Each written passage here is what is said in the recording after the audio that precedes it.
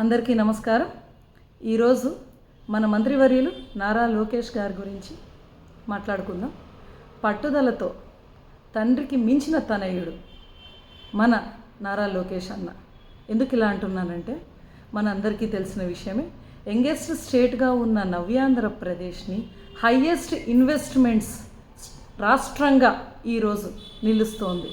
ఎందుకు ఇలా అంటున్నానంటే ఆ రోజు నవ్యాంధ్రప్రదేశ్గా తొలి ముఖ్యమంత్రి అయిన మన నారా చంద్రబాబు నాయుడు గారు ఆ రోజు India's largest FDI automotive sector Kia మోటార్స్ని మన అనంతపురం జిల్లాకి మన రాష్ట్రానికి తీసుకొచ్చిన ఘనత తండ్రిదైతే ఈరోజు తనయుడు ఎప్పుడైతే ఆయన ఐటీ మినిస్టర్గా బాధ్యతలు తీసుకున్న రోజు నుంచి ఈ రోజు వరకు మన రాష్ట్రానికి కంపెనీలను తీసుకురావడమే ఒక ధ్యేయంగా పెట్టుకొని ఈరోజు India's largest FDI in IT sector and IT సెక్టార్లో గూగుల్ సంస్థని ఈరోజు మన ఆంధ్ర రాష్ట్రం వైజాగ్ తీసుకొస్తున్నారంటే ఇంతకంటే పెద్ద విషయం ఏముంటుందండి.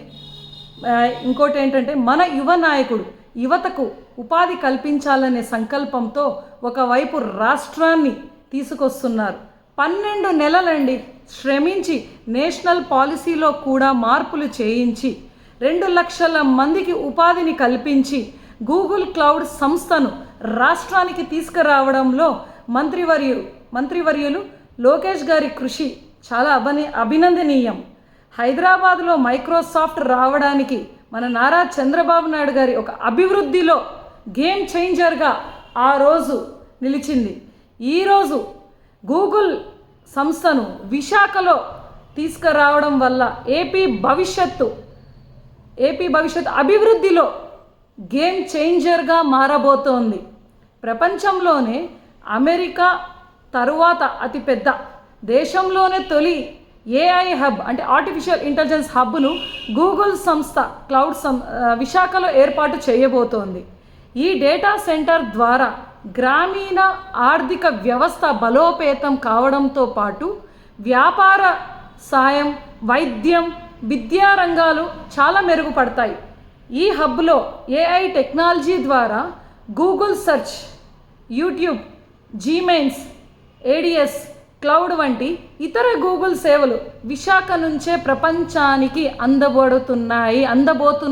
అంటే నిజంగా ఇది ఎంత హర్షించాల్సిన విషయం అండి. వైసీపీ వాళ్ళకి నేను సూటిగా ఒకటే ప్రశ్న అడుగుతున్నానండి.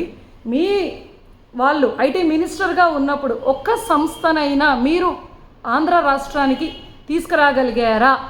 కానీ ఈరోజు మాట్లాడుతున్నారు మేము అవి చేసాము. ఏదండి ఒక్కటి చెప్పండి మీరు చేసాం. కానీ ఈరోజు మేము ఒక టీడీపీ కార్యకర్తగా మేము గట్టిగా ఈరోజు మేము మాట్లాడగలుగుతున్నాం. ఎందుకంటే మా నాయకుడు అభివృద్ధి వైపు సంస్థల్ని తీసుకొస్తున్నారండి.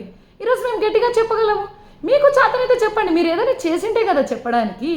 కానీ మా మంత్రివర్యులు లోకేష్ బాబు గారు అలా కాదండి. మన దేశం మొత్తం గర్వించే సంస్థని మన రాష్ట్రానికి దేశవ్యాప్తంగా అందరూ ప్రశంసలు ఇస్తున్నారండి. కానీ మీరేం చేస్తున్నారండి? మీకు చేతనే కానిది మా నాయకులు చేసి చూపిస్తున్నారండి. వైసీపీ నేతలు స్వాగతించకుండా ఈ విషయాన్ని గూగుల్ క్లౌడ్ సంస్థకు భూములు ఇవ్వకుండా అడ్డుపడి ఆ సంస్థను కూడా తప్పుడు ప్రచారం చేసేందుకు కుట్రలు చేయడం ఏంటండి? ఇది ఎంతవరకు సమంజసం? ఖచ్చితంగా మీరు వైసీపీ వాళ్ళు ఎన్ని కుట్రలు చేసినా కూడా త్వరలోనే ఆ సంస్థ మన రాష్ట్రానికి రాబోతుంది. అందువల్ల ఎంతోమంది యువతకు ఉద్యోగ అవకాశాలను కల్పించబోతోంది. జై టీడీపీ, జై చంద్రబాబు నాయుడు గారు, జై లోకేష్ అన్న. Thank you.